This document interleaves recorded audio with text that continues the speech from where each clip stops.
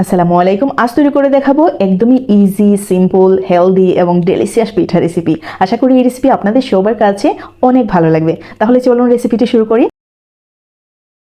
তো আমি প্রথমেই একটি প্যানে চিনি নিয়ে নিলাম হাফ কাপ পরিমাণে, একটু লবণ দিলাম আর 1 টেবিল চামচের মতো পানি দিলাম, যাতে করে চিনিটা খুব তাড়াতাড়ি গলে যায়। ফ্লেভারের জন্য 2টো এলাচও দিয়েছিলাম, আর যখন এই কালারটা চলে আসবে সাথে সাথেই দিয়ে দিচ্ছি নারকেল কোড়ানো।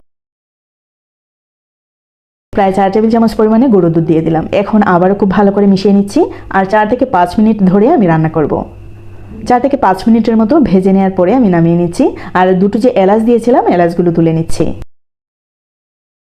আরেকটি প্যান বসিয়ে দিলাম আর দিয়ে দিচ্ছি প্রায় হাফ লিটারের মতো পানি, দিয়ে দিলাম স্বাদ মতো লবণ, আর যখন পানিতে বলক এসে যাবে তখনই দিয়ে দিচ্ছি চালের গুঁড়ো। যারা নতুন তাদের জন্য বলছি, আমি যেইভাবে চালের গুঁড়োটা ঢেলে নিচ্ছি আপনারা দেখে নিশ্চয়ই বুঝতে পারছেন। যেই পরিমাণেই আপনি পানি ইউজ করবেন ঠিক এইরকম উপর থেকে যদি চালের গুঁড়োটা ঢেলে নেন তাহলেই হয়ে যাবে। আর যারা একদম পরিমাপ করে দিতে চান তাদের জন্য বলছি, আপনারা যদি 3 কাপ পরিমাণে পানি ইউজ করেন অবশ্যই 2.5 কাপের একটু কম চালের গুঁড়ো ইউজ করতে হবে।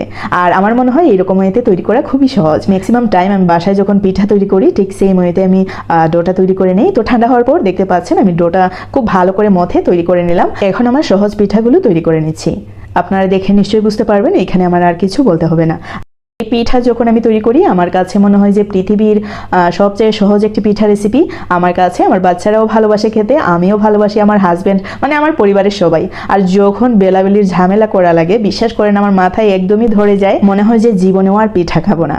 তো আমার মতো যারা অলস তাদের জন্য এই রেসিপি। ম্যাক্সিমাম টাইম রুটি বেলাবেলির কোনো ঝামেলা ছাড়া আমি এই রেসিপিটি তৈরি করি। এই রেসিপি বলতে গেলে রেগুলার পিঠা রেসিপি আমার বাসার জন্য। পিঠা ডিজাইনের কথা চিন্তা করলে বিশ্বাস করেন 6 মাসের মধ্যে আমার পিঠা খেতে ইচ্ছে করে না, শুধু বাধ্য হয়ে মাঝে মধ্যে করা লাগে। ওই তো বাহিরের মানুষ আসলে আর কি, যেমন মেহমান হিসেবে যখন বাহিরের মানুষকে দাওয়াত খাওয়াই তখন এই টাইপের রেসিপি মাঝে মধ্যে একদমই চাপে পড়ে করতে হয়, তবে অবশ্যই একটু ডিজাইন দিয়ে করতে হয়। আর যখন আমার বাসায় আমি তৈরি করি একদমই রিল্যাক্সে মানে এই রেসিপিটি তৈরি করে খাই। আপনারা জাস্ট একবার চিন্তা করেন এই রেসিপিটি যদি রুটি বেলে আপনারা করেন তাহলে কিন্তু রুটি অনেক সময় বাড়তি অংশ থাকে, ওইগুলোকে আবার বেলতে হয়, মানে কি একটা ঝামেলা। আর যদি এরকম এতে করেন একদম পারফেক্টলি আপনাদের কোনো কিছু নষ্ট হবে না, পারফেক্টলি সব কিছু তৈরি হয়ে যাবে। তো আমার 13টা পিঠা হয়েছে দেখতে পাচ্ছেন। তো আমি একটি প্যানে নিয়ে নিচ্ছি 1 লিটার পরিমাণে পানি।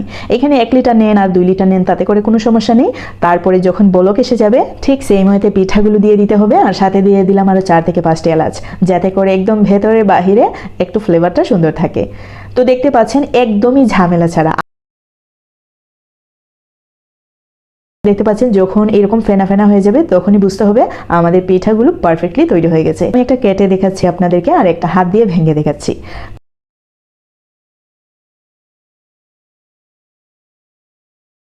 নিঃসন্দেহে হেলদি একটি রেসিপি, সেই সাথে তৈরি করতে অনেক সহজ আর অনেক সুস্বাদু। আমার আজকের রেসিপি এই পর্যন্তই। আশা করি আপনাদের অনেক ভালো লেগেছে। ভালো লাগলে একটি লাইক দিতে ভুলবেন না, আর বেশি ভালো লাগলে সাবস্ক্রাইব। আজকে এই পর্যন্তই। See in the next video. Till then bye, আল্লাহ হাফেজ।